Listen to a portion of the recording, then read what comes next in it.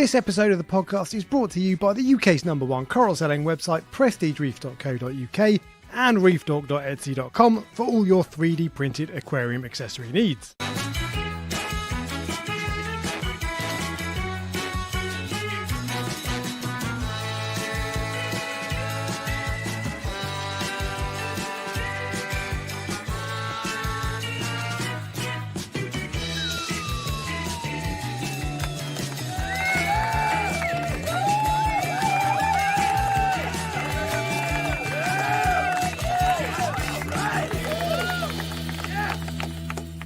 What's up, YouTube? Hello, everybody. Where were you then? Did you see me off camera? I realised I saw you just come onto the screen, but I didn't know where you were. Door wasn't properly shut. I noticed with 6 seconds to go. Today, and welcome to Prestige Reef Dork Show. Today, we're going to be talking about a tank disaster. First thing I need to say. Oh God, I know what you're going to say already. It's not my tank. It's not a Red Sea tank. It's just everybody just calm down. All right. Yeah, I saw that you put a post out. Just so everyone knows, the tank that is in the picture that's on this screen is not Alex's tank. It's my tank. Yeah. So anyone who's worried about having a Red Sea tank, look at the picture and go, does that look like a Red Sea tank? It's not. It's a custom made tank that was made for me with a stand that doesn't even look remotely like a Red Sea stand. Yeah. Anyway, we'll get onto that in a bit, but there's a few bits of news today. There's some stuff. There's like a good news sandwich, right? So there's some stuff that you just won't care about. There's one thing that it's the sort of thing that you normally love, but I'm not sure you will like it. And then there's some gossip. Okay, so you're going to enjoy the last bit then. Yeah, obviously it's not really gossip, but it's something I didn't know. Okay. But yes, so we're gonna talk about all that sort of stuff, all the usual nonsense. And I've got a really weird fish to show you. Actually, do you know what? I'm going to start with that. I was in Reef Keeper Moss End yesterday. Oh, I know what this is.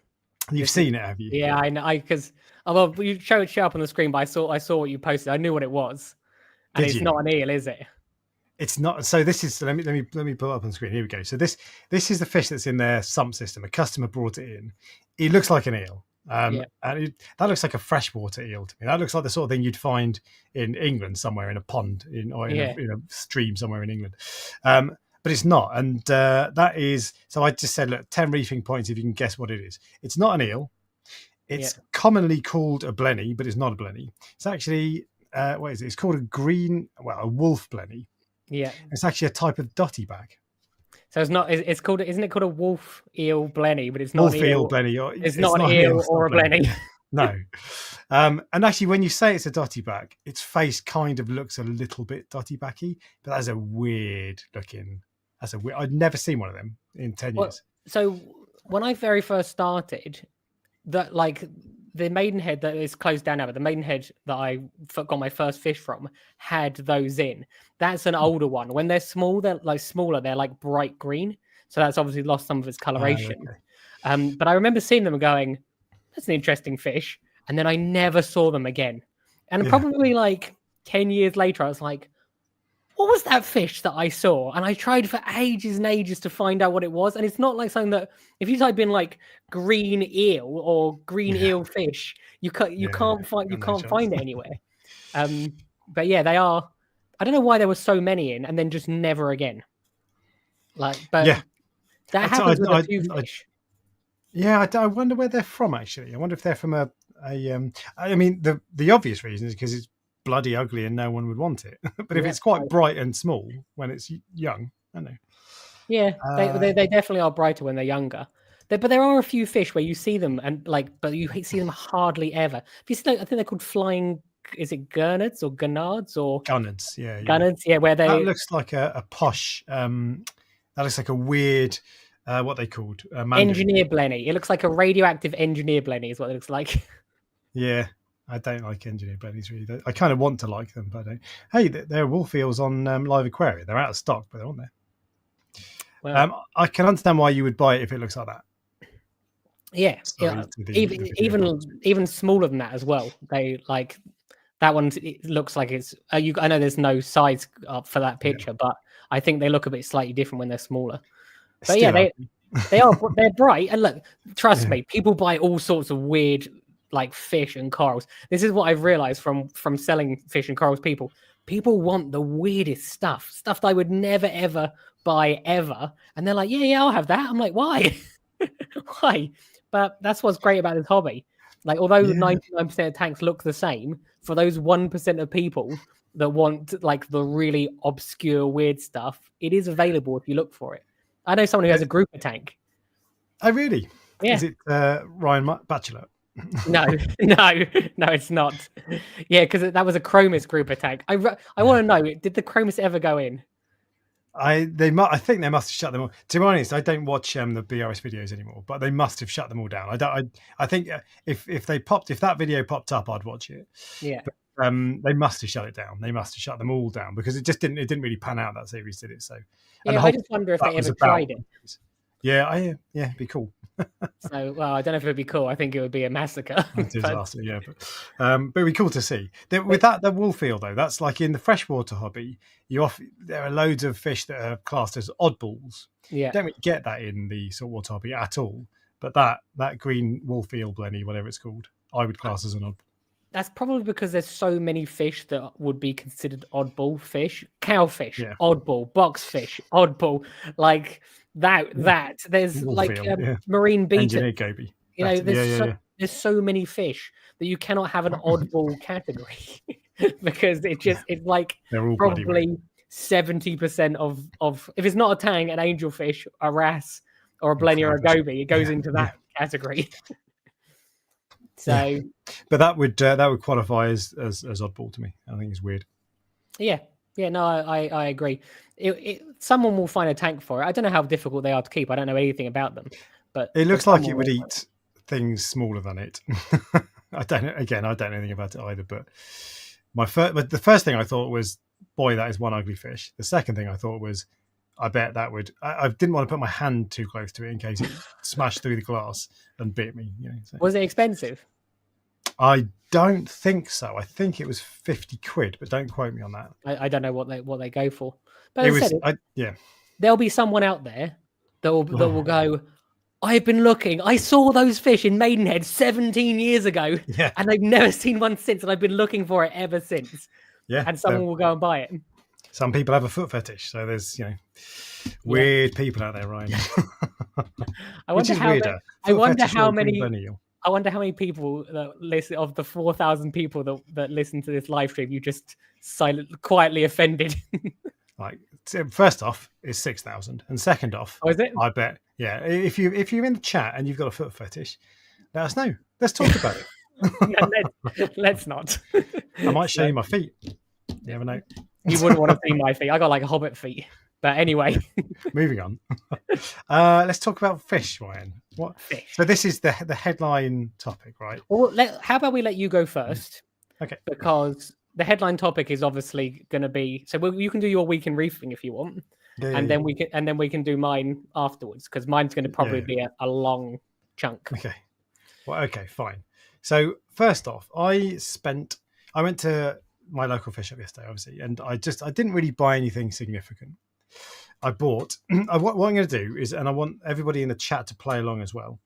And Dan the Blues Man says, "Get your feet out for the lads."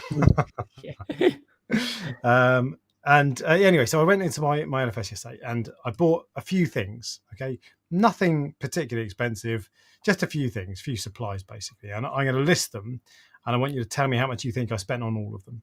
Oh, I won't know, but okay, I'll take a guess. A rough, 50 quid, 1,000 quid, rough idea. Okay. Everybody in the chat, have a guess. So they were an ICP test. Yeah. A single bottle of dosing solutions, which was the alkalinity one part, one of the alkalinity parts. Exactly. I don't know. An urchin, small. Wait, urchin. how big was the bottle? It varies in price. So how big was the bottle? You have all the information you're going to get. There was an urchin. There was a bottle of manganese, a bottle of glass spray cleaner, this stuff, sediment stuff, and a tub of pellet food for corals.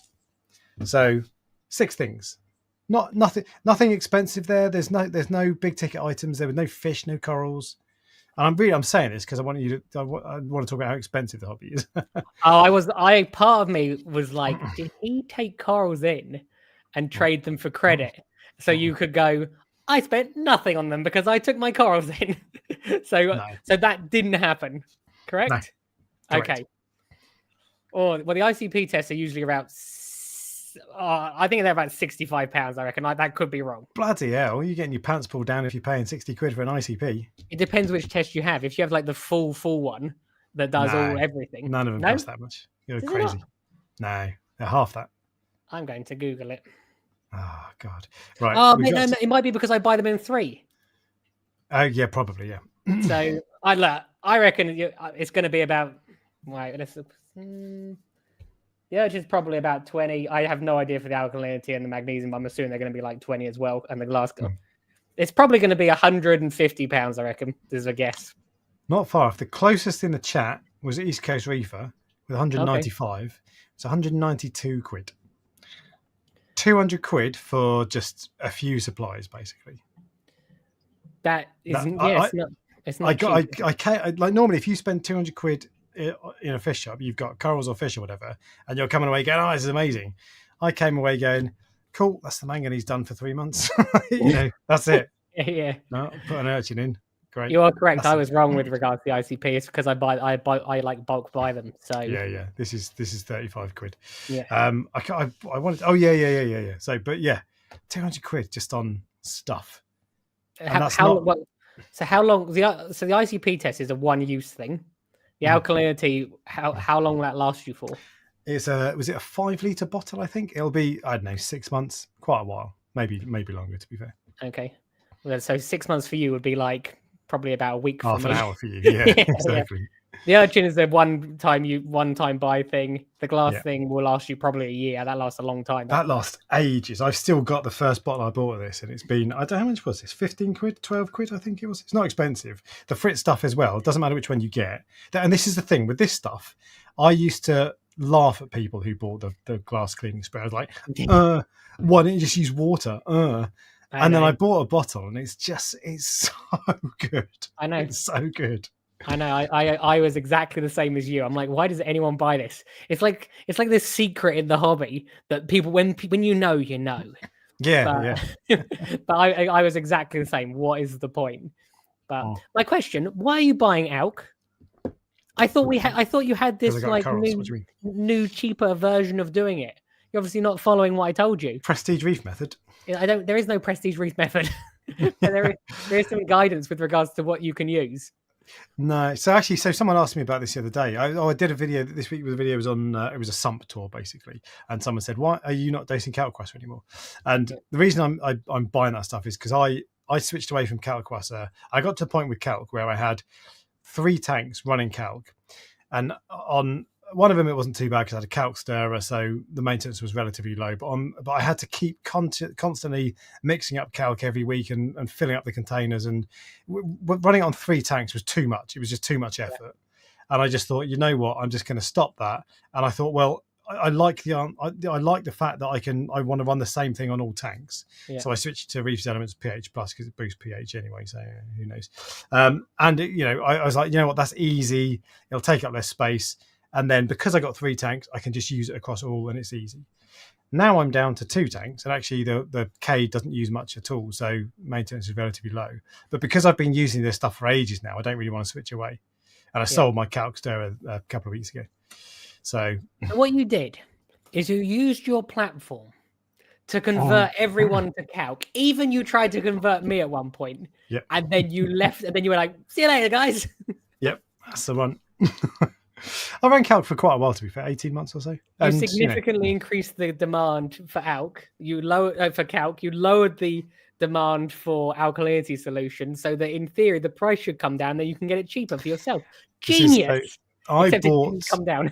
I sold all my shares in dosing solutions, and I bought a load of shares in calcium hydroxide powder. And I was like, well, let's flood the market now, because that's how powerful I am. So good idea. But yeah, so I did think about going back to Calc on my main tank, but I just couldn't be asked in the end. So it's the same for me.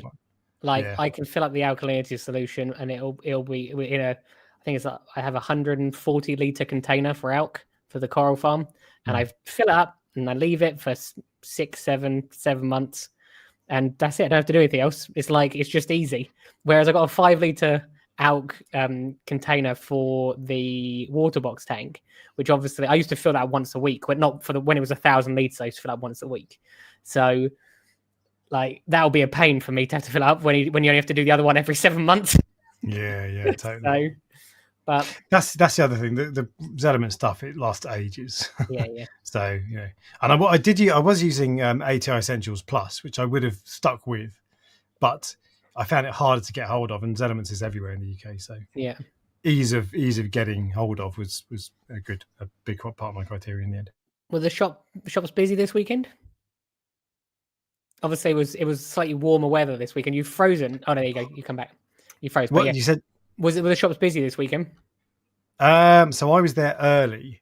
Yeah. So I don't really know, but I was the roads were crazy around me. I was on the bike a lot this weekend because it was sunny and everyone wants to ride bikes when it's nice. Yeah. So it wasn't busy when I was there, but it would have been because this was like this.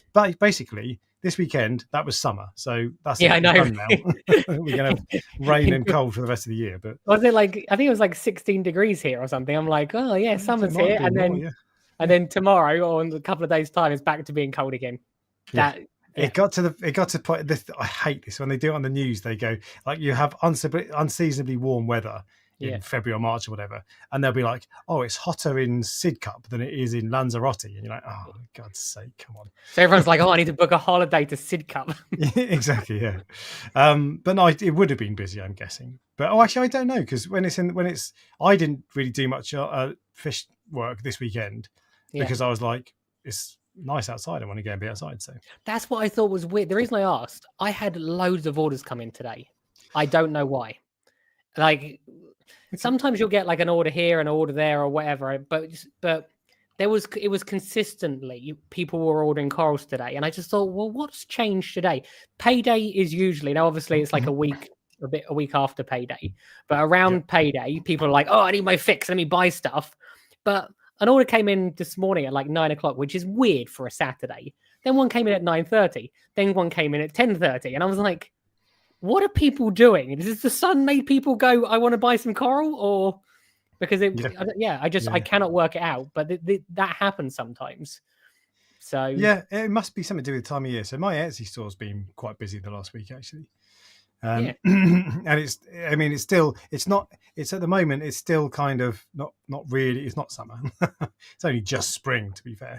So you're still inside, but it's getting a bit warmer, so people will start going outside a bit more, but at the moment I guess it's not quite there yet. Well, that's what I thought was weird. It's like contradictory to what it normally is. Normally if it's sunny, people don't buy corals, whereas it was the first proper sunny day of the year and people were buying corals. So yeah, there you go, happy days. Yeah. There's a couple other things actually. One thing though, I went onto your website as I do from time to time because I'm always like, let's see if he's got. Oh God, what have I done wrong? What's spelt incorrectly? Which pictures aren't good enough? You're so cynical, Ryan. So cynical. No, actually, the exact opposite. So you've got new corals on your website. Yeah, that rarely happens, and they're banging. Look at that. How much is that one? 175. And 200. Yeah. Those two chalices are lovely. They are nice. Obviously, there's a 20% still there, so you can take the 20% off those as well. So actually, I think it makes like 160. Where's the discount 20? Let me put that in the chat.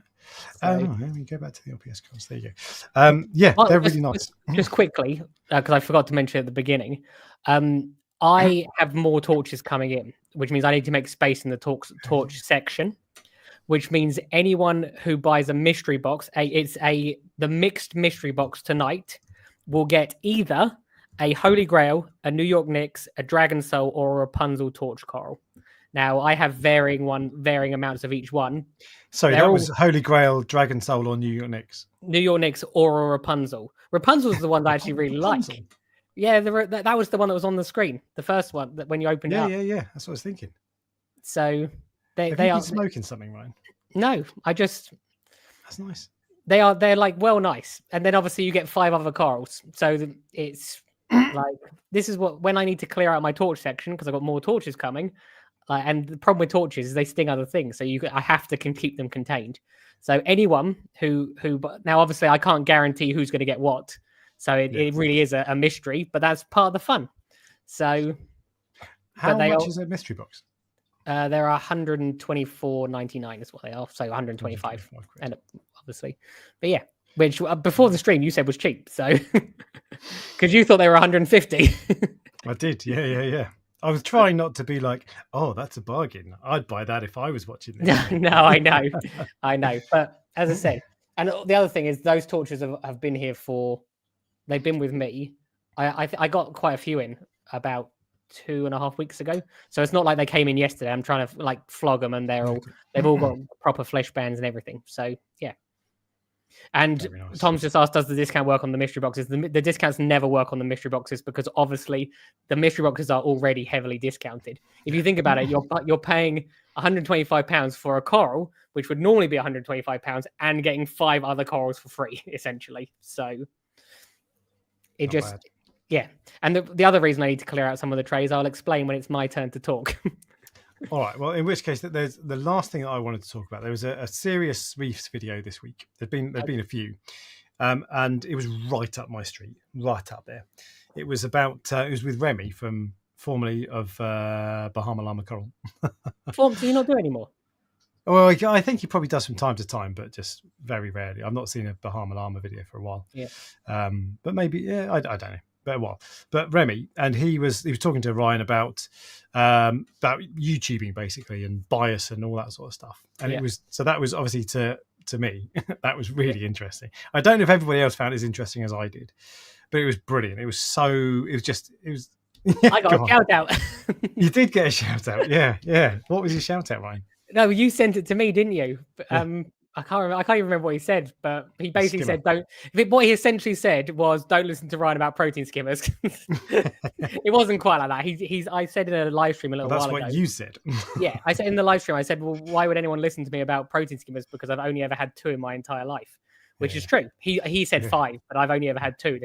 They're the same. They've been the same. All have been the same brand, basically. But then he was kind enough to say, I know plenty of other things. So, but I just thought, it feels weird that someone who I've watched, I know this is silly because obviously we are YouTubers ourselves, but when someone talks about you, you're like, I never knew he watched. I know. So, I think that was the one that he was in. It was about serious reefs on the title. Oh, was it? So yeah, I think so. But he doesn't watch normally. Probably not. No, but that was a really interesting conversation, and a few things came out of it. If you want to watch it, you got to sign up to Serious Reefs. Yeah. Either be a member or Patreon. But there are a couple of things that came out that I thought that were really interesting, and it's about cash money. Everyone likes money, right? Yes. Sorry, I just had a load of people buying mystery boxes, and someone just said, are they out of stock? And I want to make sure they're not out of stock. So 1 sec, but I'll let you keep going. Oh, hang on. Yeah, Norfolk Reefer is saying they are sold out. They shouldn't be sold out. It's the mixed mystery. Oh, they are sold out. 1 second. Oh, they are no longer sold out. There you go. They are back in stock. That was quick. Yeah. Do you have to enter a number of I just quickly put 12 in. So, but yeah, because I know it's annoying, isn't it? Because it's the same. Well, it's different with Coral, but for your stuff, you'll always be able to print more. So you might as well just have it as 9999. It's the exact same with Etsy. I have to say how much I've got in stock of each one. The reality is, I've always got stock of everything basically. But if I put I've got 2 of one thing in stock or 1. Someone will buy it and they'll be sold out. Yeah. And the reality is, by the time the next person's bought it, I'll have made another one. Yeah. So I just put on random numbers, but there is always. I wish it would just because the other you can put it so it says made to order. Yeah. But that's just that. If I saw that, I'd be like, well, when am I going to get it? It's like it should just be like, there should be an option that's like it's in stock. Don't worry. I'm surprised you don't have like just one thing made of each permanently. I do basically, or even like 3 things made of things permanently, and then just have it at like 999. I tend to roll it on. I've generally got. There are some things I've got loads of. Some things I've got like 200 of. Other because I sell a lot of them. Others I've got 1 or 2 of or whatever. But anyway, no one's interested in that. That's money, right. Ryan. Money. Yeah, money. So this was the really interesting thing that came out of that Serious Reefs video. He talked about peak BRS, when BRS was at its absolute peak. Yeah. And he talked about how BRS suddenly exploded and the things he started doing that get you the growth on YouTube. And actually, he started watching he signed up to a course, like a YouTube course, and it told him this secret in inverted commas. Yeah. And I was like, oh, I did that. And you can work it out yourself. But what's the secret? Tell me. I can't tell you, Ryan. If you sign up to Serious Reefs, you'll find out. No, do you know what? I will tell you. So it was basically, and I'm sure there's more to it than this, but it was basically go on other channels in your niche, see what's working, and go and make that video, but make it better. Yeah. Which is what I did with the how to set up a tank videos, and what I did with what was really popular when I started trying really hard on this channel was things like top 10 beginner fish, or five fish to avoid. And when you watch those videos, you're like, yeah, those are the 5 fish you should avoid. So there's no point making the same one. So what I did was I was like, well, let's make it better. I'll give you the 5 fish that I think you should avoid, only I'll make it 7 because there are a couple of others. And I'll give you 10 that you should buy instead, 10 kind of similar equivalents. And those people went mental for those. But that's what you should do, is you should watch videos that do well and make it better. Don't just copy it, make it better. Oh, so when I made the 5 fish I regret buying, and then you did one for things that you regretted buying, how did you make it better, out of interest? There wasn't an annoying bloke on the video. No, to be fair, the video was actually professional. To be fair, I've done that a few times as well. And when I've seen a really good video that I loved, I've been like, right, I'm making my own version. Yeah. Look, why does it matter anyway? Like, it doesn't. But you should try to be different, because there's no point if you're just going to do the same as everyone else. There's no point. But if you can make a video that's been done before but make it better, then great, do that. The chances are we have different audiences as well with regards to that video. So there'll be some people that watch your video and there'll be some people that watch my video. And either way, both of those audience learned, didn't they? This is very true. But coral beauties are a pain in the ass. They are, yeah. There was anyway, BRS. So he was talking about how much money BRS earned at its peak. Okay, yeah. Actually, that's interesting. Yeah. That is interesting. Yeah, so bearing in mind, you know how much you earn per year, roughly. No, it's totally different. Literally, totally. It's like, think about it. I sell just corals. They sell everything. No. This is just from YouTube. Oh. Well, I wouldn't even just know. YouTube income. I think I looked and it was less than I thought it was going to be, but I assume it's a few thousand. I assumed. Is it? You've got an all robot voice. Oh, have I? Because your screen paused then, but yeah, you're back now. Okay. So sorry. This is just from YouTube. I reckon they get $2,000 or $3,000 a month. Was what I thought. Is that totally wrong? It's more than that. Is it? Yeah. It's interesting. It's not totally wrong. He said, and it was rough figures, but he said about 70 to 80 grand a year. Okay. So what's that? $6,000-$7,000 a month. So it's double. So I was totally wrong. Yeah, but not like orders of magnitude. But that was interesting. It was so $70,000 to $80,000 a year, and that, by the way, that's the kind of level that I think you would need a channel to be earning to go full time.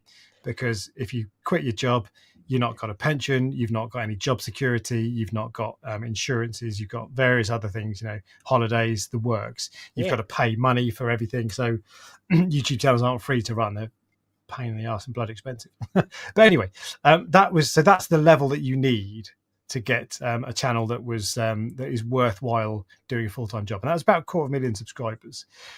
Guess how much money they spent on the YouTube channel per year? Oh, well, probably a lot more than that It was more than that.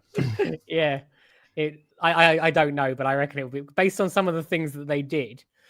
Because look, they would have to hire an editor, they'd have to hire someone like to record it, and all the tanks and all the equipment. Some of it would have been given for free. A lot of the tanks they got free. He was saying that he could, like, with the Reds, they did a series when they set up like 10 tanks or 5 tanks or something. Yeah. And Red Sea gave them all the tanks for free. So they got a lot of equipment for free.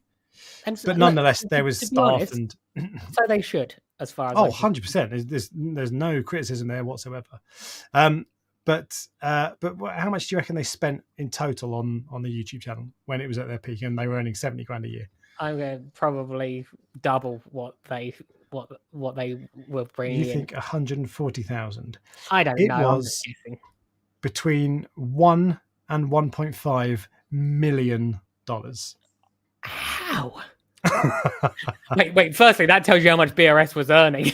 Yeah. Oh, yeah. That had to like subsidize. That had to like cover the cost, didn't it? Yeah. It's that's their marketing budget, basically, I guess. But but $1 million to run a YouTube channel. When you said, I was like, fuck. That was. Do you know how much I spend to run my YouTube channel? Basically nothing. 50 quid, yeah. Mine costs about 10 grand a year, I think. Yeah, that's because you like to replace the light to get 1% extra light or whatever. Ridiculous, I know, it's ridiculous. But yeah, £1 million a year. That's how much, and that's because like all those lighting tests they did, they don't just happen. They take hours on end, and they take 3 or 4 people. They had a whole team of staff, just the works. And I'm not on various social media platforms, but I bet they were all over everywhere and all that sort of stuff. So even if that was an exaggeration, I'm not saying it is an exaggeration. Yeah. But even if that was an exaggeration, and it was half that amount, and I don't believe that he doubled it if he exaggerated it. Yeah. Like you see the difference with regards to people don't see what goes into a YouTube channel sometimes. It's almost like it's just there and they watch it and that's it. And I know sometimes people can be harsh. I know he was talking about biased, wasn't he, and things like that. Yeah. I actually didn't see I haven't seen it, as always. I actually believe that I would watch more of their stuff if I could because as I said, I pay for it. If it was on YouTube. So if I was watching it on YouTube, I'd be able to see it, wouldn't I? But that's why I subscribe. That's why I'm a member on YouTube rather than Patreon. But I know, but I tried to swap it over and I couldn't work out how to cancel on Patreon. So then it was too. So I just ignored it. Basically, I was like, I'll just leave it as it is. Yeah. But yeah, that's an expensive YouTube channel. Yeah, it is. But think about how much came from that. Think about how many people were helped. How many people how many people entered the hobby? Stayed in the hobby. People that were successful from it. People, even things like where they did an experiment with regards to pH and increased the pH, and then obviously the corals grew more. And I know sometimes it can be dangerous because people start trying to tweak things to do things. But a lot of the experiments that they did they almost gave you a direction rather than like guessing. You go, actually, if you do this under these conditions, this will work for you, which is great because so much of this hobby is guesswork, even now. Even after all these years, it's still guesswork. So, but the one thing with that is, because I used to think I need to be not as good as BRS because you're never going to be. But I was always like, you know what, I can do that. I can be 50%. Oh, we just saw Mrs. Reef Dork's hand. Oh, so that's the foot fetishes. I bet there's like a little cameo. We've never seen her before. But there's a little cameo then. But yeah, so I was always like, I'm never going to be as good as them, obviously. But I was like, you want to aspire to be 10% as good or 50% or whatever. And it's like they spend $1 million and they pumped out video after video after video and all bangers as well. And it's like you've got zero chance. Don't try to copy them. Don't try to copy them and try to be as good as them. Give up. Try to be as good as someone rubbish like you or me. I'd love to know what they sold the company for. I think. That's sort of more of like a private conversation, maybe that you'd find out. Like if you, because I'd ask if I met him, I'd be like, "Hello, Ryan, how much you sell it for?" I just have intrigue. If they spend $1 million a year on marketing on their YouTube channel, it must be generating a lot of money. But obviously, America, the hobby's much bigger over there, and completely like they were like number one, weren't they? I wonder if they still are. I know they still are probably number one. I wonder if the difference is people can buy my coral from other places. Like you can buy coral from the fish shop or you can buy it from other online people. But a lot of people are repeat customers of mine because they trust me and they know me. And it's nice to know where your money goes. And I just wonder if after Ryan left, it no longer became Ryan's company. It became just a normal. It's like when you go and buy a coffee from Costa, you don't think about where your money goes. Whereas when you were buying stuff from BRS, you would have known where your money went. And a lot of people wouldn't care, but some people would have.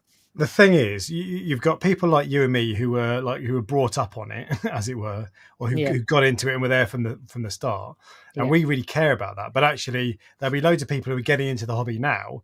You go and see a YouTube channel that's got 300,000 subscribers and presenters who are still friendly and pleasant, and they don't know anything different. So that they're like, oh, they're number one. So I don't think they would have lost. It's not like it's suddenly tailing off. I suspect, if anything, it's going up. It's just convenience. If you think about it, people will be like, what is convenient for me? So, and if it's convenient for people in America to buy from BRS because they're the best or the fastest or the cheapest, then that probably will make a bigger difference when you're at that level. Yeah, I think at smaller levels, it probably did make a difference. When they first started, I think it probably definitely made a difference. Yeah, totally.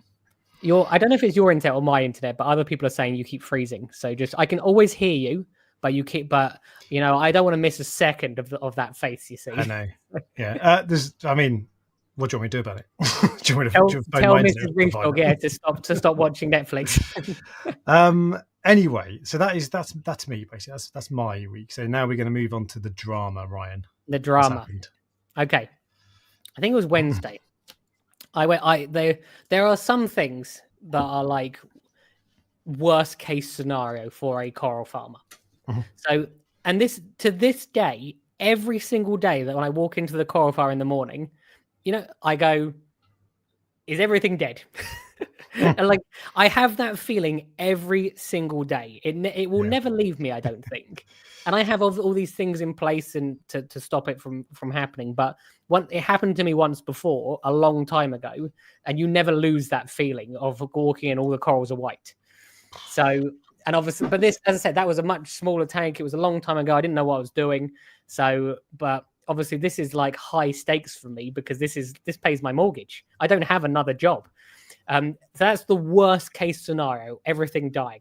The second worst case scenario is one of the tanks is leaking.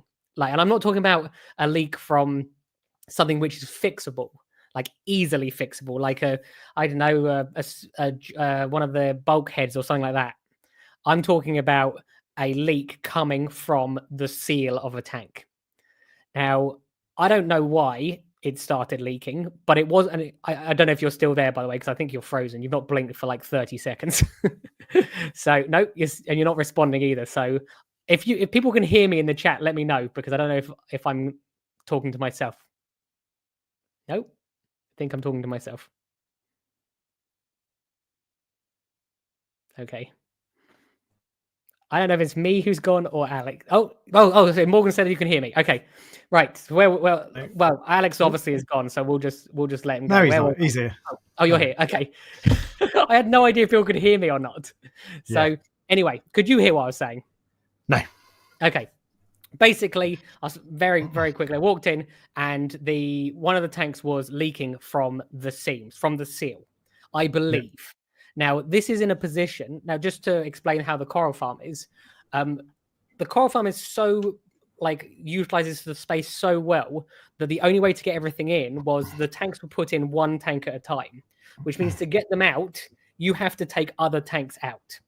There is no so a tank leaking is the absolute, other than everything dying, second worst case scenario for me. And I walked in and I literally was like, oh fuck, basically. It was like terrible. And it wasn't like leaking like a drip, but it wasn't like pissing out either. It wasn't like what you imagine, where it's like and half the tank's empty. It was it was like drip, drip, drip, drip, drip. All along the bottom of the seam or the wood, the stand, it was like drip, drip, drip, drip, drip, drip, drip, drip, drip, drip, drip. So it had to be dealt with. Now, when I first told you this, you asked me if I walked in and the tank was half empty, and I explained to you that all of the tanks are linked to auto top-ups, and I have a 50-liter auto top-up for each tank, and then that 50-liter is connected to a 400-liter tank.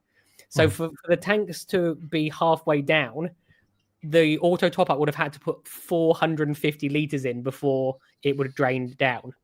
Now, because it was dripping and not like coming out fast, the auto top-up would have been able to keep up with it, because the pump would have turned on, it would have drained down, and then the pump would turn on and drain. So it's not like it would have shut off automatically. So I walked in, and the first thing I did, which is the same thing, and you'll realize how illogical this is, that happens with when you have a problem with your tank. You go, do I have to deal with this right now? is this like an immediate problem? And obviously, what time of day was this? It was the very first thing. Like I just woken up, and I walked in, and I went in there. And I'm like, is this something can I go have breakfast and a coffee or whatever? Just do I have to deal with this right this second? And I was like, it's funny how you think of things at the time, because you look back now and you go, why would I ever think that? And it was like my brain was like, I cannot deal with this right now. I have a tank full of fish and coral, and it's literally like just water is everywhere, like coming out. Well, it's not everywhere, but it's like it's a lot of water you can see. So I had that thought for about 10 seconds, and I went, no, I have to sort this right now. Yeah. So I did what I didn't want to have to do, which was the first thing I actually did was called the fish shop. Now I have there's a Maidenhead near me, and this is how valuable fish shops are, just so you know. Fish shops are very, very incredibly valuable when you're desperate, when you are in need of something. You can I needed silicon on that day. It doesn't matter how useful Charterhouse is, how cheap Charterhouse is, or any of these other online sellers. It doesn't matter, because when you need someone, you need them immediately when there's an emergency. And there's a manager of a local Maidenhead who is very, very good to me.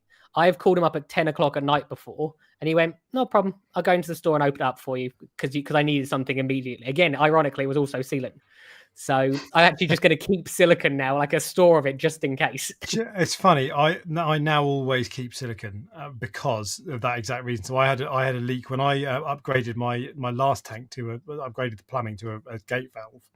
Yeah. There was a tiny pinprick leak in it, and I had to. The shops were shut. It was like 6 o'clock at night, so I had to phone a mate and go and borrow some silicon. And since then, I always have silicon. I've got like 3 tubes. Yeah. It's interesting because that's one of the things. You never realize how important your local fish shop is until you need them. Because sometimes people go, oh, well, if that shop closes, then I'll just go to a different shop, or like it might be convenient. Maybe you really, really love that shop, but there is in that situation, as I said, no online seller would have been able to help me. I needed someone, so I sent a message on WhatsApp. He immediately responded straight away and went, and he said, I'm not at work today, but there are people in. I've already contacted them. There's silicon there. If you go pick it up, it's reserved for you. Job done. Okay. That was my first problem solved.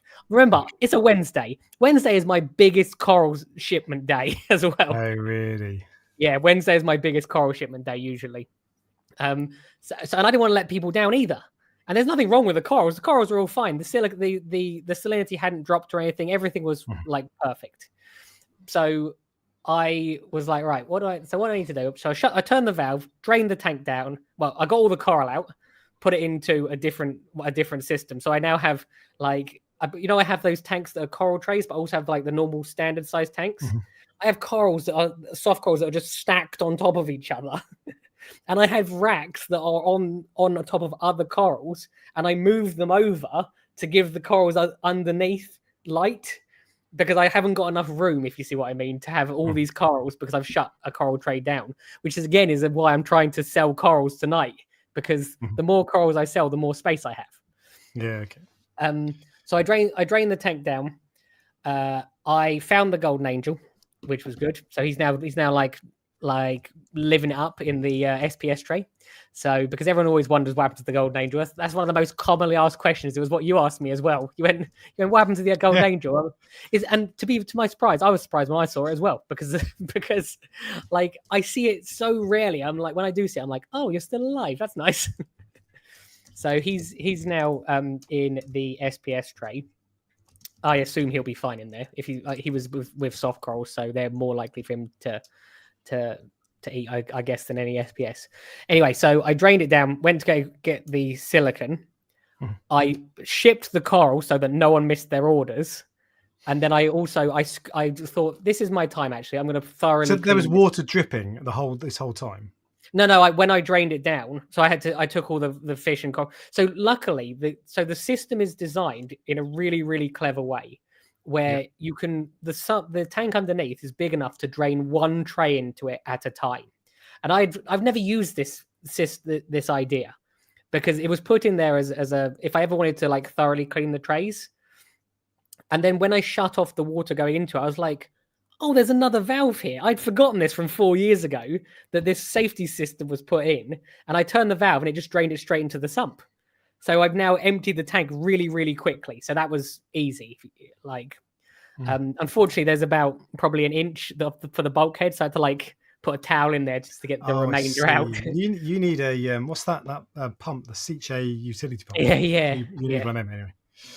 But it was more of like the reason I wanted to talk about this today was because sometimes the process of draining it down to everything out actually probably only took like an hour and a half. But when you first see it, you go, oh, this is terrible. And then when you just go, no, I'm going to deal with it. I have to deal with it right now. You realize it's not as bad as you thought it was going to be. It was the bad bit for me was I didn't know where the leak was.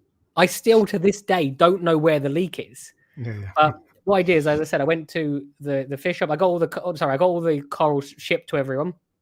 That was fine. Then I decided I'm going to clean the coral tray, scrape it all down, because silicone bonds better when everything's clean.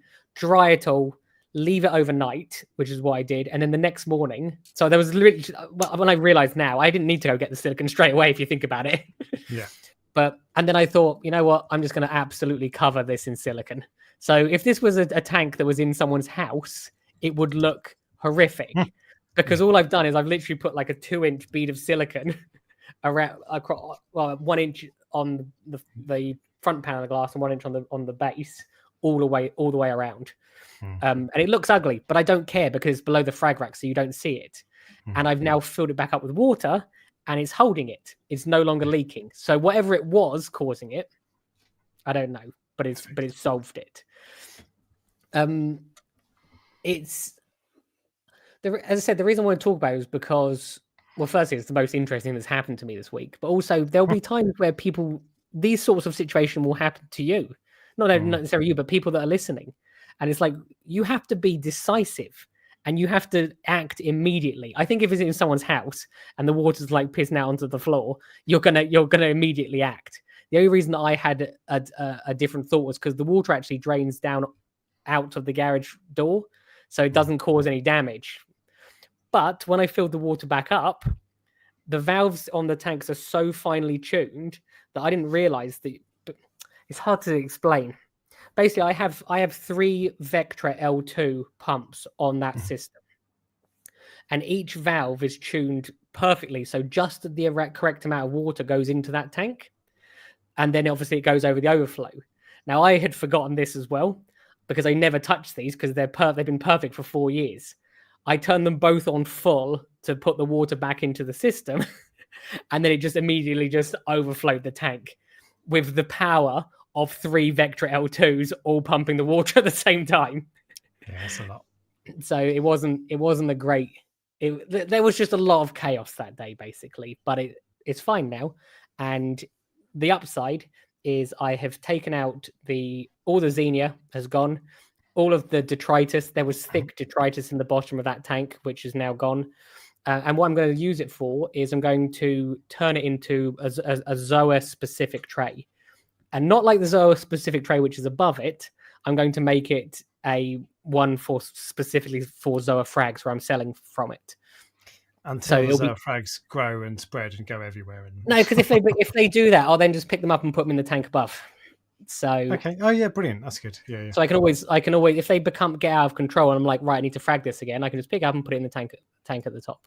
Yeah. But this hobby will test you forever. Every single day that you're in this hobby is one day closer to it testing you. It might not be today, it might not be tomorrow, but it could be in 10 years' time. But at some point, and that's why redundancy is really important. Yeah.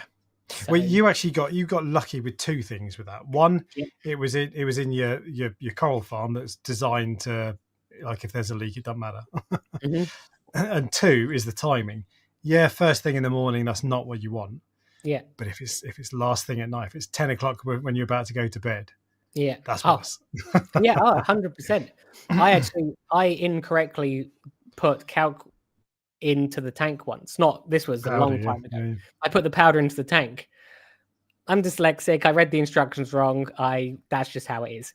And that was probably at like 10 o'clock at night. And then it went white. None of the fish could breathe. All the corals were angry. And I went to bed. No, I didn't go to bed. I stayed up. I saw the sun go down. So it must have been before 10 o'clock. And I saw the sun come back up the next morning because the entire night I was working on it. That's why I will never use calc. Not because it's not great, because it is if you know how to use it. Because you've got post-traumatic stress disorder. That's exactly it. That was really interesting, actually, because the fish were all like lying on their side. I mixed up a fresh bucket of seawater, or like salt water, put the fish in. It was like instantly they came back to life. Okay. It was I'm not sure if I explained it well with regards to everything that went on, but it was just it was a tough couple of days, let's put it like that. Yeah. So but it was mainly the worry because I didn't know if it was going to work. And the other thing is, I don't know what's caused it. That's the worst thing. I don't know what's caused it, because that tank is level. The stand is level. That is, of all the tanks in that room, that is the one which is the most secured. Yeah. It's like some of them have the wood has warped slightly, some on the stands, which has concerned me for a little while. But it's not moving anymore. If you see, I've measured the wood, it's stayed the same for years now. It reached its limit of how much it was willing to like flex. So I assume it's not going to change. Whereas that one is perfectly straight. You can see in the picture, there's no bowing in it. There's nothing. So I'm like, why did that tank go? It's only 4 years old. Yeah. Does that make you worry about your other tanks? Because they're all made by the same manufacturer? Or I'm worried about all of the tanks. Yeah. It does. There's not a lot I can do. Like, the only way that coral system is changing is either there is a serious problem where I remember I have to get everything out. Upgrade. Or have to move house. Yeah, I have to move house. And to be funny, it was funny because this morning I actually was looking at houses. I'm like, I'd love to have a bigger garage. So, and there, as I said, you learn a lot. You learn a lot from that you would do differently. Where were you looking for houses? What area, by the way? Still around? Why, are you looking to sell your house or something? You trying to sell it to me on the live stream? Yeah, okay. Make me an offer. No, I wasn't really I wasn't seriously looking. I was every so often I just go, is there any nice garages around? Because that's all I care about. I don't care about anything else. Even when I bought this house, I'm sure I've said this before. I went into the salespeople, and the lady there said, "Oh, how many bedrooms, how many bathrooms do you want?" And I went, "I don't care. I just want one with a garage." And they went, "This is the only one with a garage," because it was a new built property. And she said, "This is the only one with a garage left." It wasn't even built. And I went, so I bought it off like plans, and I went, "I'll take it." So it's funny what people prioritize. Some people prioritize a garden or a family space or whatever. Whereas my priority literally is I want to have a double garage. Oh, a triple garage, even better. Think of the possibilities with a garage 3 times the size. Mm-hmm. So there's one thing I'm just going to interject with. So this is someone asked they said they're going to get some silicon now to make sure they've always got it on good hand, which is not a bad idea. And they said, does it have to be aquarium silicon? Yes, it very much does. Yes. One that works underwater, because you don't if you're draining the tank down, you get them where they work underwater. If you're draining the tank down, it doesn't matter. But if it's like you need to try and seal something quickly, it might be worth it's better to have it than not have it. So the two I use all the time are Jewel, Juwel, which is quite expensive, and it comes in a small tube and it's black. And the reason that's actually my preferred one, although it's quite expensive, it comes in a small tube, so it's really convenient. Or HA6, which is this massive stuff that comes in those. You need to get like a squeezing gun to use it. It's a pain in the ass to use, whereas the dual stuff is you get half as much and it's twice the price. But the dual stuff is black, so it blends into the background and it's much easier to use. And you can just put the lid back on; it's easy. So it's well worth. And you get it off various companies. It looks like it's about 14 quid. Amazon, don't buy off Amazon. About 14 quid for most places, and it's well worth having, because if you've got a leak in your tank. Oh God, it's the worst thing in the world. The other thing which I have always kept as well, obviously it's obvious now, and you'll think, why is this? Coral glue has saved me in so many different scenarios. Like literally, I've done things with coral glue that would like blow your mind. So is this a foot fetish thing? Or? No, it's So you know how there's like valves on like the Red Sea tanks and the water box tanks, or like, and you can turn them, can't you? To unscrew them. I can't remember exactly what valve it was, but I tightened one too much. I over tightened it basically, and it basically just sheared off. It literally, the whole thing just came off. So I got a tank filled with 1,000 liters of water. And no way to keep the water cycling through. Obviously, the wheel will stop it from coming down. So, and this was at night. So what I did is I put on a rubber glove. I covered the rubber glove in coral glue, and I held on to the basically the pipe and just connected these two pipes together. Wow. And you know what was funny? I had it like that for probably 6 months, maybe even longer. Once it had fixed it, didn't care anymore. And the funny thing, so the glue actually sets when it gets wet. So what was happening with the glue was getting this bubble in it where the water was getting in it, and it was like seeping out. And then I was putting more glue around it, and eventually it was just like this big glob of glue. But it works, and that's all I needed in that. It looked terrible like the next day, but it kept the water going. Because remember, other than that, it's nighttime. I've got no way of keeping the heat going in the tank.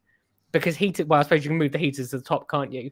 But you just want everything to keep going as it is. But yeah, the only thing I just remembered about with regards to the tank leaking, you have to think of everything. And the one thing that I was concerned with was that system is split into 5 tanks. If I'm taking one tank away, which I think the tank's like 400 liters, that's 400 liters less of dosing, in theory, that I need for that 48 hours. So it's like, I think it's 10% reduction. No, it's not 10%. It's actually, it must be 20, because the total farm is 4,000 liters, but there's 2 different systems, isn't there? Oh, I see. Right. So it's greater than 10%. So, sorry.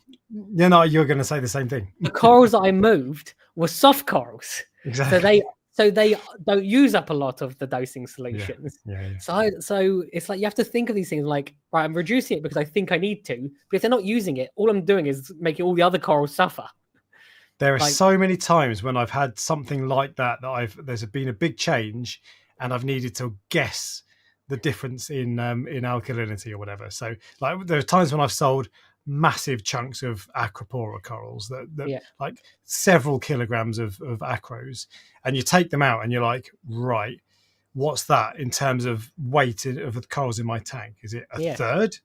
So I'm going to reduce everything by a third. And then when I switched over to Kalkwasser, I was like, right, what's this going to do? And I misjudged that because Kalkwasser makes your corals happy, so they use more elements. Like you needed a load more, but that was working that out. You've just got to test and test and test, like every half an hour, basically. But remember, I'm not dealing with like a tank, and obviously tanks.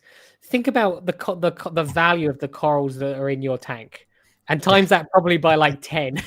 Because most people will buy a frag and then it will grow out, whereas I'm selling those frags I'm not sure what I'm quite trying to say, but like there's huge amounts of value in there.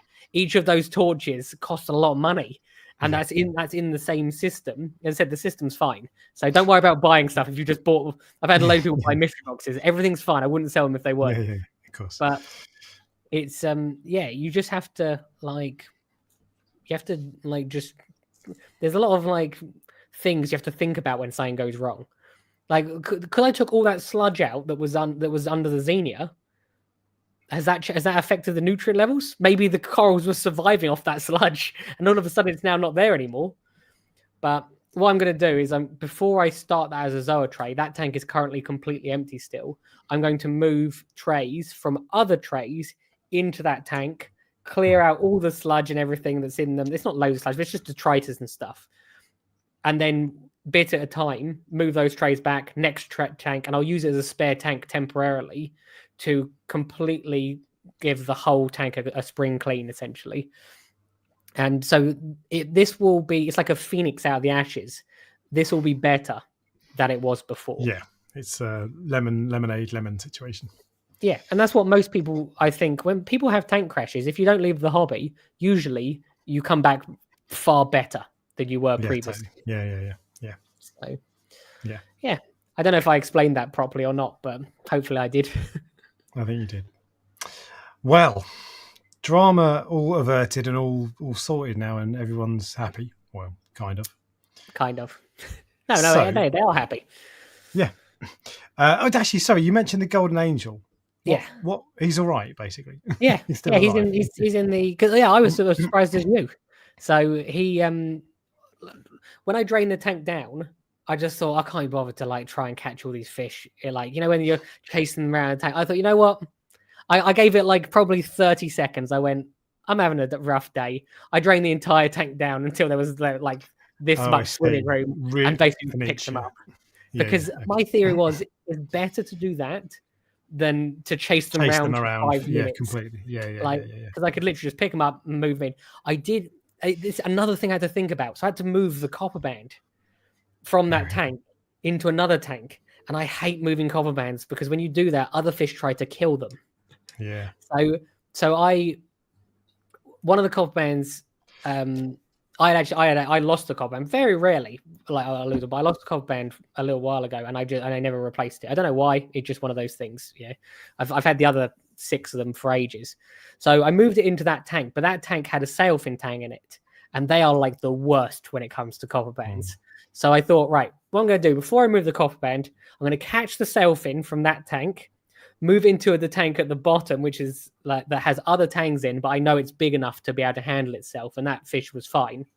I then moved it into the tank that has the masked swallowtail angelfish in the middle. And I thought, I wonder if that masked swallowtail is going to be a problem with regards to a new fish. It was completely fine.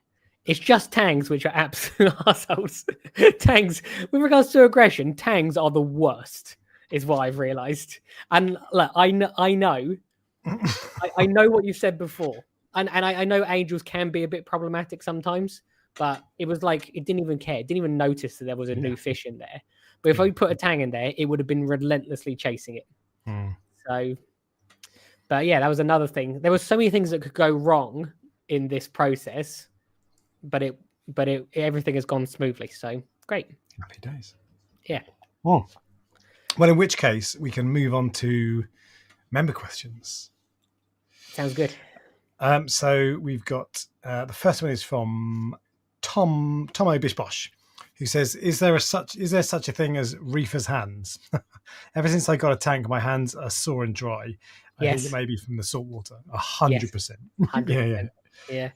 Actually, mine are all right at the moment, but at various times I've just got little holes, basically, of missing bits of skin on the palms of my hands. It's the back of my hands. Yeah. They really make it dry. I'm not sure it's salt water for me. For me, it's the washing my hands with the soap. I think afterwards, because I'm constant. Every time I touch anything that's fish related, whether it's fish food, salt, the handle for the. You're going to learn some stuff about me now. The handle for the fish room. If I touch the fish tank or the doors or anything, I wash my hands. And that I think is what does it. And that's why it's the back of my hands from doing this. Yeah. That's OCD. That's nothing to do with saltwater. Yeah, I know, but so I don't know if it dries your skin out or whatever. Actually, my hands are pretty solid at the moment. Maybe I've not been hands in the tank, had hands in the tank so much lately, but all the time, yeah, all the time you've got just dry skin or whatever. Like so, yeah, completely. If you work in a local fish shop and don't clean your hands every 4 minutes, yeah, it's probably worse. But yeah, totally. What was I going to say? Okay, so that's well, there you go. But yes, there is Tom. Next one is from Skier Sailor Biker Guy. He says, "I think I have a special fish, special as in special needs. 2-foot cube with 2 clowns, a tail spot blenny, shrimp goby, and a shrimp goby pair, and an ornate wrasse. The clowns and the wrasse most of the time shoaling together. It's weird. The blenny joins in too sometimes. This has got to be abnormal." I mean, it's 2-foot cube, so it's a small tank, and I don't think that's that abnormal. There's all the fish that I had in quarantine; they all hang out together. yeah. Yeah. Well, fish feel more comfortable when there's other fish around. It means it's safe. There's totally. lots of eyes looking for predators, so I'm not surprised by that. But it's cool when they all hang out together. That's Yeah. one of the reasons Midas blennies are so cool, because they're very sociable. They're probably having a chat. They're having a chat, going, "How do we get out of here?" They're like, it's like on Finding Nemo. Yeah. They're talking about your Skier Sailor Biker Guy. They're like. Rich's Reef is the final question. Anyone know a good supplier for affordable and effective CO2 scrubbing media? Recently added a recirculating CO2 scrubber to my Octo skimmer. Octo is a really great brand for skimmers. That's him reading it. This is not like I'm not trying to subliminally advertise to people. What's it called? Soda Lime? No, it's not Soda Lime. What is it called? There's a soda. Is it it's calcium hydroxide or here we go. Yeah, CO2 scrubbing media. It is. So this is the stuff that people tend to recommend. Look at this. I don't know what it is on Ultimate Reef, whatever. What's it called? Bulk. It's just bulk chemicals from. This is Intersorb Quality UK Soda Lime, yeah, on eBay. So and it's not going in your tank. So I don't think. I don't think purity matters, but I hate CO2 scrubbers, if I'm honest. So I don't use them. I really don't like them. They're just a pain in the ass. You've got to replenish the media all the time, and they're expensive. And I have an industrial strength ventilation system. Yeah, for the car park, which basically does the same thing. It just replaces the fresh air, doesn't it? So yeah, that's perfect. And people aren't in there all the time, so I can't. I've never had a CO2 scrubber. But yeah, eBay there's loads of stuff on eBay, but it's those pellets that come in massive bottles. If you go on Ultimate Reef and do a search for CO2 scrubbing media, you'll find recommendations. That is the end of member questions, which means we are on to the prestigereef.co.uk, the UK's #1 coral selling website, Fish of the Week. The fish of the week I'm going for this week is not a fish that I've ever owned, but it has a sort of a special place in my heart because it was one of the reasons I started the channel. And it is an orange spot filefish. And part of the reasons I have picked this fish is because I know Alex loves this fish, and I think you all have always wanted one, haven't you? Yeah, I'm never going to have one, but I would. They're amazing. I'd love a pair. Never say never, because you have tried. You have tried other fish which you have regretted, which means why not try this one? Yeah. You don't see them available that often, to be honest. And I don't know if it's because they're hard to get hold of, or if it's because people just aren't that interested in keeping them. Don't know if it's the photo. That one looks quite skinny. It must be because I wonder where they come from. I don't even know where they come from, but they're so there was what's it called? Serious Reefs. Yes, they did a video on them, didn't they? They did indeed. They did a video this week on them and how to keep them and what to look for and what not to look for and that sort of stuff. But just any time I think about them, and I've not thought about keeping one for a long time, but in the past, I do a bit of research, and you find one or two people who are keeping with certain corals, and there's an article there that says something like they only eat from it's like a sciencey kind of article. It says they only eat Aquapora millipora, and you're like, yeah, brilliant. I don't have any millis. That's fine. I'll do this. I'll just put them with my normal acros. and then it turns out that's bollocks. And then you read like another 5 articles from other people, and one of them will say, oh, they were fine. The other person will say, yeah, they ate my zoas. The other one will say they ate all my LPS. The other one will say they ate my acros. And so I just, every time, there are enough people out there who've had bad experiences that make me think it's just not worth it. And they're really finicky and difficult to get eating. But anyway, if you want to know how to keep them, Elliot from Marine Collectors, Elliot from Serious Reefs, has done a video on it now, so you have to sign up. But it was it's quite interesting actually. That's actually the only video I did watch, and I thought, and the only reason I watched it was because it came up while I was packing the corals, and I just clicked it, and so as it was something to listen to.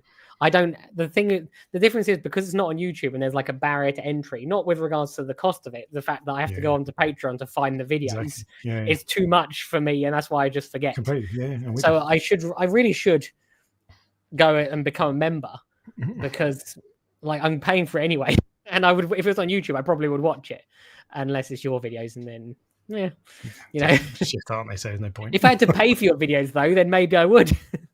Interesting. But they said one of the best things to do is to get a dead coral. Now, I don't think this is going to teach it this isn't going to convince it not to eat other corals. Let's put it that way. That was what I was thinking. They said get a dead coral and then like smear like mysis paste and stuff like that onto mastic or whatever, onto the dead coral, because that's how they feed more naturally than it floating around the water column. As I said, which is fine, but if you don't want it to eat your corals, that's the worst way of getting it to not eat your corals. Yeah. So, but they're cool fish. They're so cool. They're amazing. They're stunning. I love them. They're really, that's an excellent fish of the week. Like it a lot. So, yeah. What about the Prestige Reef Coral of the Week? The coral of the week I'm going for is a coral which hang on. I'm ready. You know me, I like to do a little build up before you reveal it. So this was one of the very, very first corals I ever imported, and because of that, I actually kept a piece of it. So I still have the very first from the very first box. I'm a bit sentimental like that. I think corals can have sentimental value, and there'll be some which I'll sell loads of, and there'll be some that I just will never ever sell. And it's one of the pieces that people always want to buy for the coral farm, and it is a dragon soul favia. Like when you see them in person, they're like, that's cool. That's my picture actually, not that one. The one just to the right of it. Is it right or left on your screen? Left on my screen. That's it. Yeah, that'll be out of stock, right? No, that's in stock. It's in stock. Sold out. Yeah. Oh, 2 polyps. Why is it sold out? Oh, it's because it shouldn't be sold out.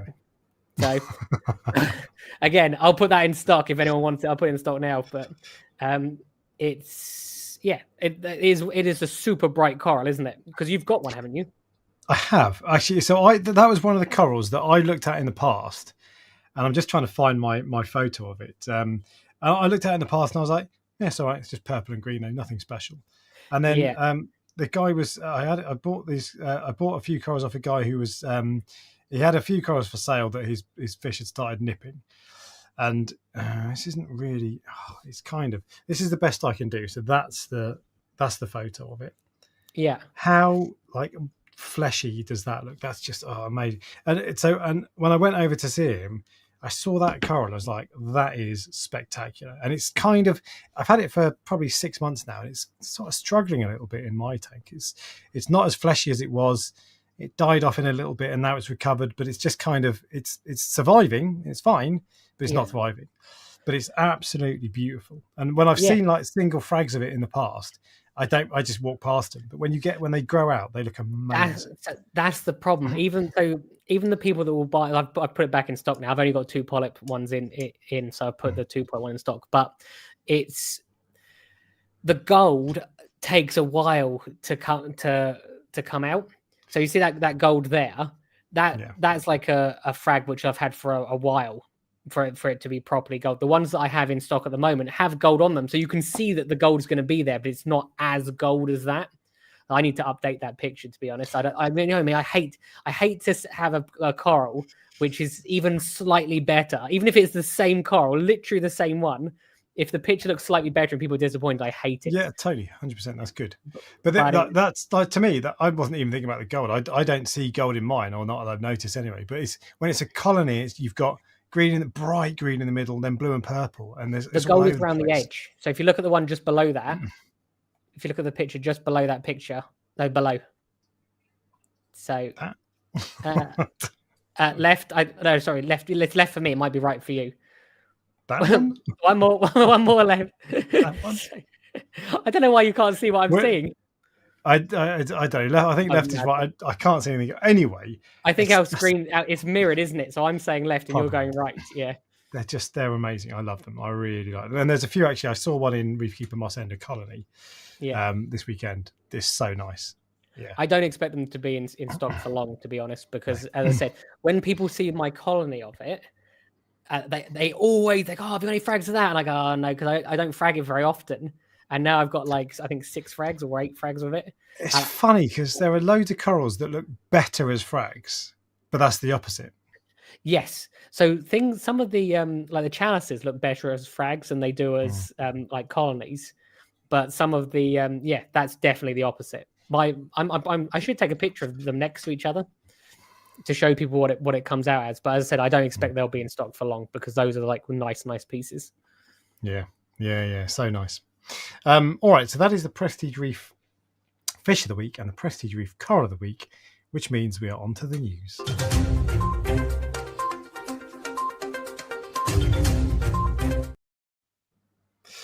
Right. News, Ryan. You promised me some good news. Do you want to start with the thing that you normally like, but I'm not sure you will like, the thing that's kind of dry goods, or the gossip? It's not really dry goods. Let's go for dry goods. Let's get the painful bit out of the way. I've done a lot of talking, so it's your turn. All of the news this week is from reefkeepingnews.com, which is Jeremy Gay's website. It's brilliant. I genuinely love that website. I think it's wicked. And the first thing is Reef's Elements, UK-based company, have launched 9 new foods for saltwater fish. So dry foods, all dry foods, little pots. First off, I had a look on the website. I like the labels. Yeah, they're all good photos, and they look. That's good. That looks good. Anyway, so I started clicking on some of these. They're all different types. So there's 9 new pots. Some of them are pellets. If it says community pellet or pellet, it's pellet. If it says gourmet or flake, then it's flake. So the top 3 are pellets. The bottom 6 are flake. I don't like flake. I don't really know why, but I just don't. But I clicked on a few of these, and the ingredients are fairly similar with some of them, or the protein comes off. But the thing that it talked about was that it's got, what was it? Let me have a look on the article again. It talked about, what was it? Astaxanthin or some weird astaxanthin. So they're rich in astaxanthin, spirulina, and other natural color enhancers to intensify fish pigmentation for vibrant colors. So they make your fish look nicer. I mean, that's the company speaking, so who knows. But that is a thing. Proper nutrition does help with fish coloration. Of course, but how does that how is that different to other people? Yeah. This is the things of the industry. Cool. Like, people redo the same thing. Like,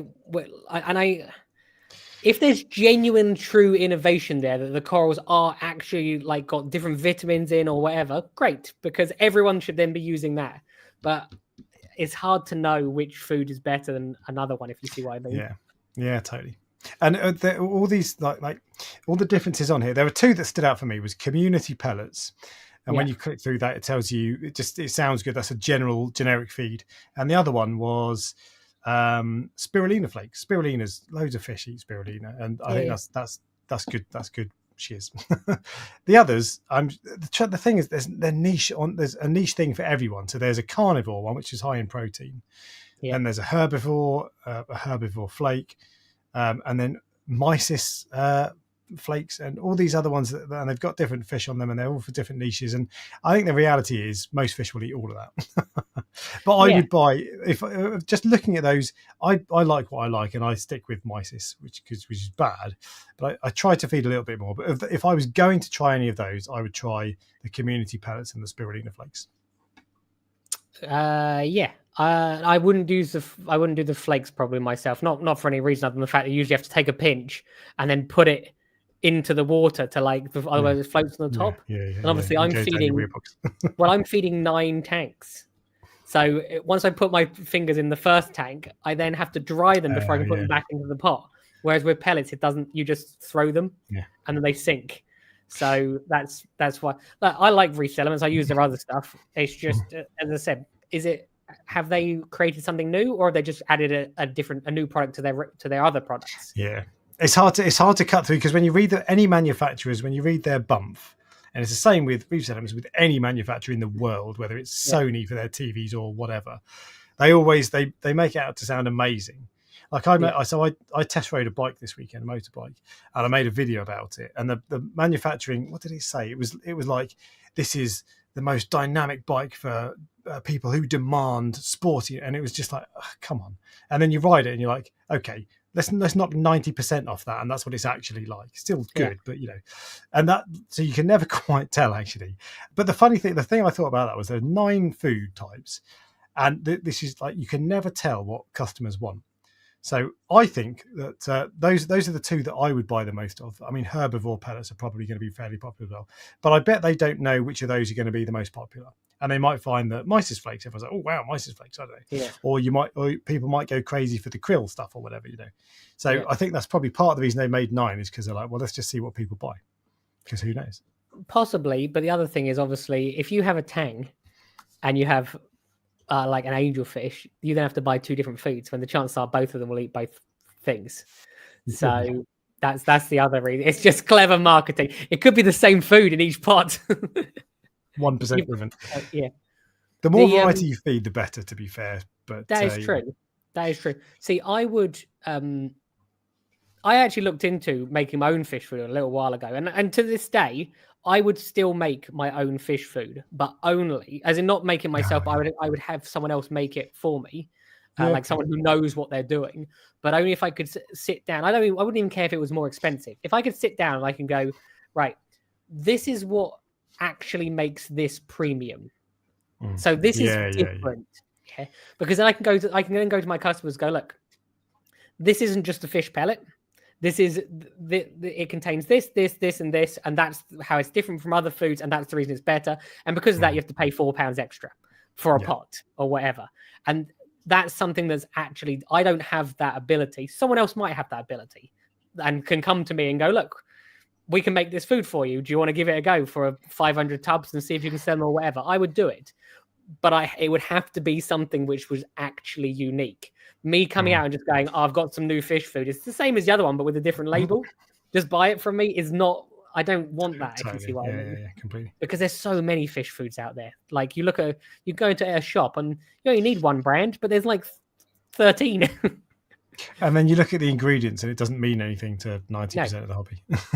No. So in fact, I've got a pot of the LPS pellets that I buy here. What's the ingredients? So composition. No, here we go. Analytical constituents. This is what it's made up of. Protein, 42%. Protein's good, I think. Right. Crude fat, 9.4%. That sounds good, I think. I don't know. Maybe it's not. Inorganic matter, 9.4%. That's generic. What does that mean? Crude fiber, 0.1%. 0.1%. Then moisture, 24%. I don't know what that adds up to, but I'd say protein is good, and so I know that's a relatively high protein content. That's great. But everything else in there, I'm looking at that going, okay. But is it great? Well, you think that it's great. Yeah. But maybe it should be 99%. Or maybe it should be 5%. I think that a diet that's really, really rich in protein can basically cause a problem for your fish's long term. So it depends on the fish. This is Elliot from Marine Collectors always talks about this for Moorish idols. Is one of the reason that they die is because people feed them protein, i.e. mysis, and that bungs them up. So they need fiber, like what's it called? That's the green stuff, nori. So they need fiber because then it helps them poo because they get constipated otherwise. So totally, you're absolutely right. I mean, I think if I just buy this, I'm feeding this to my mini Scully, so it's fine with that. But who knows? See, that's actually what I'd like. I'm not sure how they would do it, but Serious Reefs do or BRS, they used to do these tests and stuff like that. I'd love for them to do some sort of test around food, because it's this part of the hobby which people usually they either just buy mysis. There are different qualities of mysis, I can assure you. I have mysis that my own cov bands go, I'm not eating that, Go get the expensive stuff. I'm not even joking. They literally that. Or if you do feed them, they do eat it. They get thin. It's because it's not a high quality like content. It's like half its mush. So it'd be interesting. They're doing that with fish diet. So they're talking about, because you're exactly right. People will just be like, I feed flake pellet or mysis, and that's it. That's all they ever get. And I'm as guilty of that as anyone. But they do talk on their fish care guides. They talk about what you want to feed. And what fish, so like moist idols need protein or whatever, tangs need greenery, all that sort of stuff. So they talk about that in terms of on a fish by fish basis. I don't think they're currently doing a generic food generally one. I don't know. You know how they tested all the salt, didn't they? Yeah, they tested all the different salts, and remember, all the salts all look identical. So they got all the parameters, and then I think Tropic Marin won, and then everyone went and bought Tropic Marin because that was the best one. So and then it went brown, and everyone panicked. So it'd be interesting to see if there was a way of doing that with food. I mean, the only thing you could do is compare what it says on the back, but it's not enough. Eat it. This one tastes disgusting. Not having that. It's because fish diet is definitely something which kills our fish, which we don't realize. Where a fish dies and it's like we've had it for 3 years and all of a sudden it dies, and you go, oh, why has it died? There's no reason for it to die. It's probably because it's been eating the same thing every day for years. But you know what? So Ryan talks about that all the time, because he's like, well, if you eat KFC every day, you probably live 20, 30 years, but then you'd suddenly die. Yeah. And then you'd be like, well, why did I die? And just because you've been eating KFC. But if you have KFC once a week and then you have salad and all that sort of stuff the rest of the time or whatever. So that would be good actually. And because the difference is, so actually the first time Elliot started talking about Moorish idols and fibre, I watched a couple of videos and he was like, yeah, they need fibre. And I was there going, right, what do you want me to put in though? Don't tell me fibre. I can't go into my local fish shop and say, I'd like some fibre, please. Tell me what brand or what type of food I need to buy. And he now talks about, was it spirulina or nori or seaweed pellets, Hikari seaweed pellets in particular. So that's what you need. I'm stupid, right? So if you tell me my fish need fibre, I'm going to go, what's need nori? I know that I can see that in a shop. I can buy it. So the more they do of that, the better. And the more variety. Go on. There's no harm in giving them variety. It purely comes down to laziness. And there are so many people go, I love this hobby, or I love my fish, and I name them or whatever. And you go, and they go, I only feed them brine shrimp. And I go, well, maybe just a smidge more effort. Because for this thing that you claim to love so much is what you need. It's very true. So I'm actually changing what I'm feeding the coral farm now. I'm going to not feed pellets anymore for a period of time. Really? I'm feeding mysis because I ran out of pellets, and what was really, really interesting was I started to feed the mysis instead of the pellets. They get mysis as well, but instead of the pellets, and the phosphate dropped dramatically. And I'm not talking like a little bit. I'm talking like significantly. I was going to ask if that's why. The pellets. If you have phosphate problems, stop feeding pellets, or stop feeding any like prepared food. Feed them mysis, and you'll be fine. Pretty much, as long as you're using phosphate remover and stuff. So this doesn't say it, but I believe if you look on a fish food and the recipe or the ingredients, I think ash is the phosphate content. So if it's got a high ash, you can compare two. If one says 5 grams, the other says 500. Ash, I think ash is the level of phosphate. Yeah, I'm not. Yeah. There's no facts here. There aren't any facts here. But there you go. So you stop feeding because not just because you run out, but because it was mainly because I ran out, but I've noticed something. Sometimes you get like this happens all the time in this hobby. Something will happen, and then you go, "Oh, that's done that." So all of a sudden, this phosphate batter that I've had for years and years, where I'm using so much Röhrphos and things like that, has gone away because I've just stopped feeding pellets. So you now know where it's from. So if you got nutrient problems, have a look at what you're feeding. Yeah. And there are some fish I still feed like just a very small amount of pellets to, like almost hand feed them, just because they can't. They're like big chunky fish. They need something a bit more substantial than. I know that you can just feed more mysis, but it's just easier just to like fill them up first and then put the mysis in. Yeah, for sure. All right, we're going to move on to the next story, which is the thing that you would normally like, but I'm not sure you will like it. Well, I quite like the last one, so let's see. I quite enjoyed that fish talk. De Jong Marine Life, which is Dutch company, have captive bred a new fish. Is it an angelfish? No, it's nowhere near an angelfish. Okay, it's probably some weird obscure blenny then, or a dotty back, or a goby. It's weird and obscure. I'll give you the scientific name, and I'm going to have to read this slowly. Lophiocharon lithinostomus. No idea. It is the marble-mouthed frogfish. Did they breed it because it's an endangered species? Is that why they've done it? Because that's not for the hobby, I'm assuming. It's the fish we've all been waiting for. In classic Reef Dork style, I didn't actually read the article. I just read the headline and then Googled it. Yeah. But they've been captive bred. So if you want a captive bred marble-mouthed frogfish, which you probably don't, good news, you can get one. There has to be a reason that they've done that fish, though. These frogfish will soon be available, making them a truly sustainable choice for ideal candidates for public aquaria or specially dedicated biotype tank. So maybe it's a public aquaria thing. Maybe London Aquarium was like, dude, we've run out of marble-mouthed frogfish. Can you capture breed? Yeah. Okay. Well, odd fish choice. Yeah, I love when the hobby captive breeds various new fish, but that might be the least exciting new fish. But is it?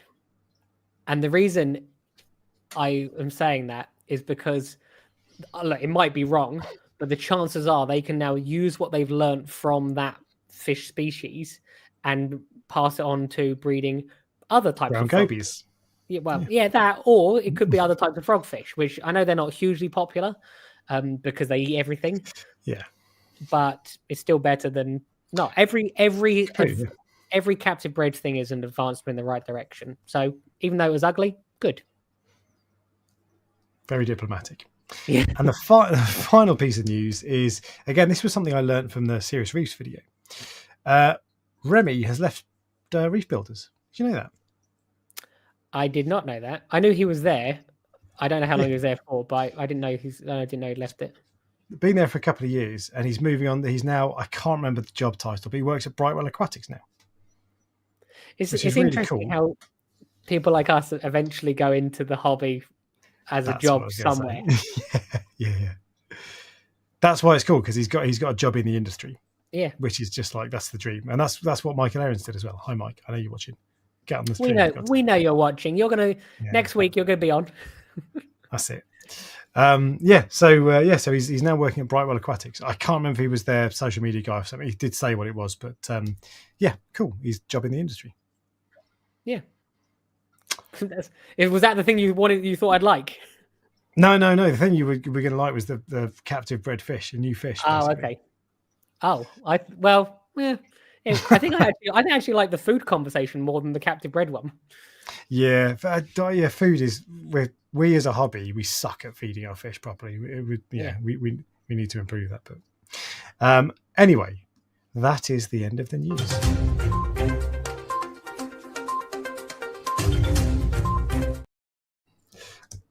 Which means we're done. Bye. Yeah. It's a short one today, wasn't it? That's why I spoke so much, because I was like, I have to combine the main title of this and my fish of the week. Not fish of the week. That's the point. The week and reefing. That's the point. Yeah. That's why this has been short, because we've not had it. We've all blended it all in one together. Yeah. But that means everyone has the chance to go on my website and buy those mystery boxes now. I'm looking at you, Graham, who went on my website and filled out, but didn't actually. He got all the way to the end and didn't check out for some reason. Graham, I'm looking at you. Cold feet. It's funny because I can see when people are on the website. Didn't Michael Aarons prank you on that once? He put like $2,000 worth of corals in his basket and then didn't something like that. That was a long time ago, I think. Yeah. I don't know. Maybe someone may have done that. So it was him. I remember, because I think we're talking about that the curry after coral freaks. This is a thing, Mike. Imagine the kind of imagine how much we could wind up Prestige Reef if it was two of us ganging up on him basically for 2 hours. I got a pretty thick skin. I'm not worried. So there we go. Sounds like a challenge. But yeah, those mystery boxes will only be available like just tonight. That is it. Really? Sometimes I do things longer, like I'll let things go longer. But the problem is, if someone orders a mystery box in like 3 days' time, did they order it because of this stream? And then they're expecting those corals, or do you see what I mean? So it becomes more difficult. So literally 12 o'clock tonight. Okay, I'll give you until like 6 tomorrow morning because I'll wake up then. But because sometimes someone might listen to this at 2 in the morning and then order. Yeah, 6 a.m. tomorrow morning. That is it. Yeah. So because it becomes too difficult and too confusing. So yeah. I'm not gonna because I need to stop spending money for a little bit, just a couple more weeks and then I'm okay. But I did think, I was like, I might actually order one of them because it's such a bargain. If you do, which of the tortoises did you want? Rapunzel? No. I don't all of them. If I'm honest, you've got the tortoises, haven't you? Or you've got? I thought you. I got one of them. No, I've got a dragon soul or a hellfire. They look the same to me. Those are the ones. Okay, the ones I actually have the least of is the Holy Grail, but then dragon soul, I think I have the second least of. I think so. That's the least likely one you're going to get. You're more likely to get one of the other ones. So anyway, I'm not going to try. This is how I seduce Alex live to buy one. It's not going to happen. I need to buy fish. I saw a really nice fish today, and I was like, yesterday. Out of interest, what was it? We got time. What fish? Yeah, it was a pair of pintail wrasse. I don't know what they are. I'm not really a wrasse man, am I? No, I'm just obsessed with wrasse at the moment, or fairy wrasse anyway. But no, they were cool. They're very nice. But it was 350 quid for two. It's like there was a specific wrasse that you really, really liked, wasn't there? That you asked me about, but I can't remember what it was. Lineatus wrasse, rhomboid wrasse. I forget which one it was now. I think it was the second one. Yeah, I think it was the second one. Why? What have you found one? No, I just wondered. I wondered if there was any other ones. Look, I'm just fine. Look, we can go if you want, but people love it when we keep talking. Apparently. So the thing is, I do have space in the corner of this room. There is space to set up the quarantine tank. I mean, it's a space I'm using it's my packing station and my photography station for Etsy, basically. But I could temporarily, move that for a couple of weeks. So what I need to do is set up the quarantine tank. Because then if I go into Reefkeeper, I can be like, oh, I'll buy them. But I need to chill out just for a couple of weeks until payday, and then I'm good. It's like a barrier to entry as well, having a quarantine tank. You see a fish you want, you go, if it's not set up, you go, do I want to set it up tonight or today? But to be fair, that's the thing with that is I could do it in a few hours. I could go in, if I went in the morning, I'd be like, I'm going to buy that. I'll come back in a couple of hours. I come home, set it up, pour some water in. I've got the biomedia already seeded, chuck it in, come back a couple of hours later when it's warm, job done. Yeah. But you don't want to. Just like I know the feeling. It's like, it's painful. But anyway, all right, we are going to end it there, and we will be back next week with Michael Aarons. No, we won't. Why are you telling everyone that? Because then he'll have to. This is how I get things done, Ryan. I bully people so true. There are so many things that you have bullied me on here to do. Exactly. So. But yeah, we'll be back next week with an as yet undecided topic. I'm going away next Monday. I've got next Monday off work, and I'm going to go up north to see a local fish shop and do a couple of videos on a couple of their tanks. And what I might do, because take me with you. I could do. I don't. Usually, I don't ship on a Monday because it's too dangerous because everyone's shipping their eBay orders. Okay. But what I'm planning on doing is, what I'm thinking of doing is, because if I go up during the day, I go up on my. It doesn't matter if there's traffic. Oh, that'll be hard for me to like hold on the back. that's a 3 or 4 hour journey. Yeah. And by the time I get there, I'll be tired, and then it's 3 or 4 hours back and 3 or 4 hours of intense filming and all that sort of stuff. So what I might do is go up the night before and book a hotel. I've been thinking about that today. What fish shop is it? Yorkshire Reefs. It's in Yorkshire. Yorkshire Reef. York. Yeah. Are they? I thought they were the one that turned into iReef, weren't they? Or was that someone else? That was Radical Reef, wasn't it? Radical Reefs, yeah. Also in I don't think Yorkshire. I don't know about Yorkshire Reefs.